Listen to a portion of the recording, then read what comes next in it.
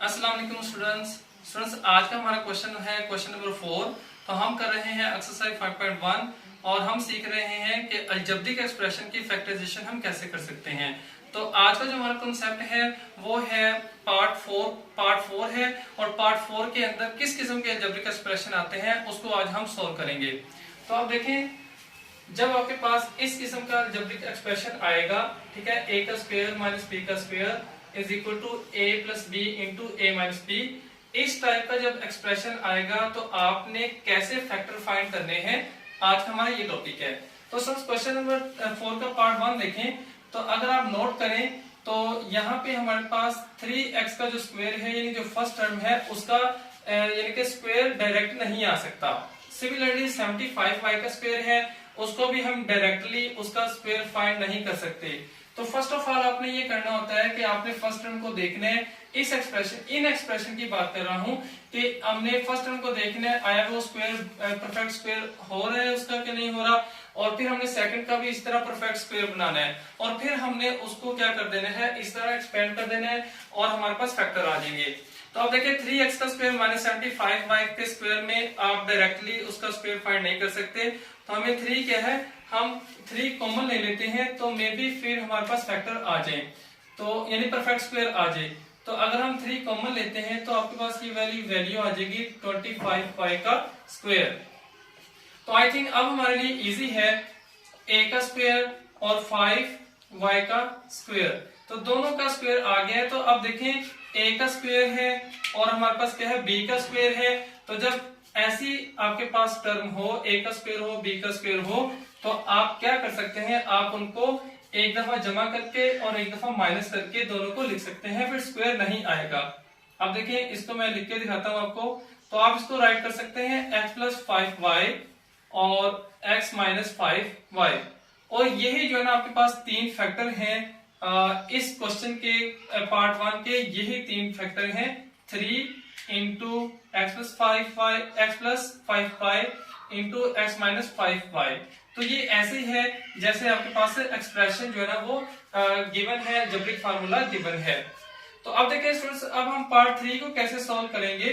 तो पार्ट 3 के अंदर हमने क्या करना है, तो स्टूडेंट्स इसमें हम क्या करेंगे, इसमें भी हमें डायरेक्टली जो है ना स्क्वायर फाइंड नहीं हो रहा डायरेक्टली। जैसे 128 है, ठीक है, इसका डायरेक्टली आप स्क्वायर फाइंड नहीं कर सकते, ठीक है, परफेक्ट स्क्वायर इसको नहीं बना सकते। इसी तरह यहाँ पे है 242 है, तो इसका भी आप डायरेक्टली स्क्वायर नहीं बना सकते। जो हमें रिक्वायर है a का स्क्वायर माइनस b का स्क्वायर।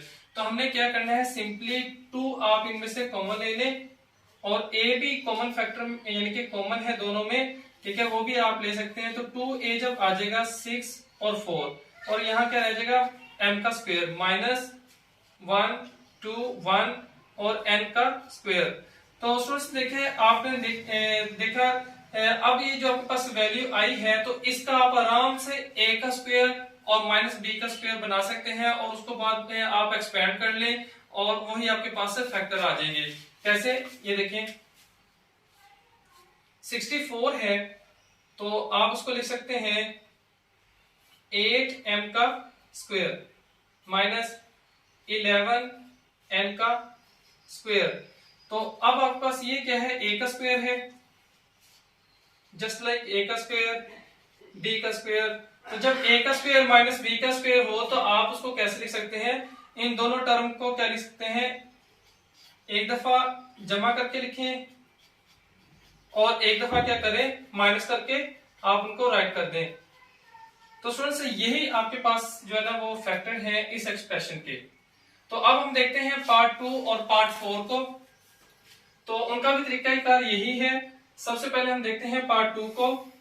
तो देखिए स्टूडेंट्स, आप इसमें तो जो है ना आपको मल्टीप्लाई करवाना पड़ेगा x को इनसाइड द ब्रैकेट। x का स्क्वायर आ जाएगा माइनस एक्स, y का square minus minus plus y। तो x का स्क्वायर माइनस y का square as it minus x और प्लस y आप इधर लिख लें।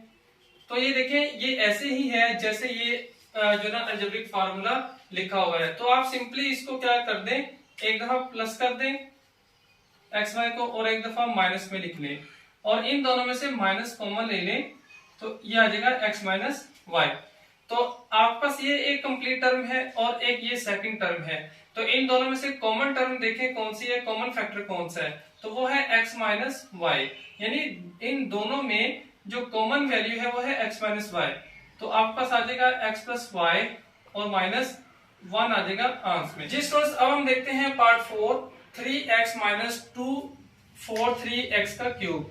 तो इसमें भी आप डायरेक्टली जो है ना वो फार्मूला नहीं बना सकते, आपको कॉमन ही लेना पड़ेगा। तो ये आ जाएगा 3x कॉमन ले लें, यहाँ आ जाएगा 1, तो यहाँ आ जाएगा 81 और x का स्क्वायर।